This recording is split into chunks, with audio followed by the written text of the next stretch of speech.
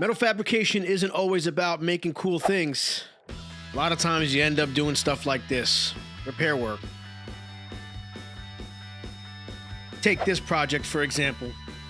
This is a hand truck owned by my brother-in-law's dad, and you know what? It's dear to his heart. As silly as that sounds, I totally relate. I get attached to my tools. I try to hold on to stuff. I don't like to just throw things out. So in this case, he worked it a little too hard and, it snapped. First thing I'm gonna do is remove the paint. Now in this case, it's literally just paint. I know some of the more industrial stuff is powder coated.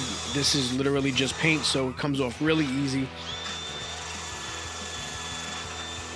Remember, this is a repair on a hand truck, not a show car. I'm not gonna sit here spending time setting this thing up on the table. Now I know he's gonna put this thing right back to work, so I'm gonna add some gussets in here just to beef it up a bit. For the gussets, we're gonna keep it down, dirty, and cheap.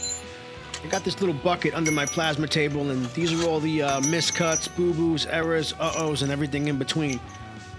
I'll just dig up 2 pieces that'll be usable, and I'll put them in the portaband. And once it fits, it gets welded in.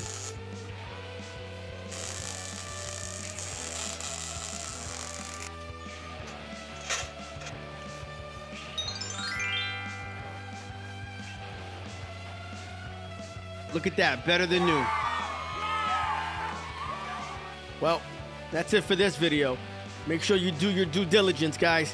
Hit that like, throw some comments, maybe a little subscription, some share, tell a friend or two, send me an email telling me you like my outfit, whatever.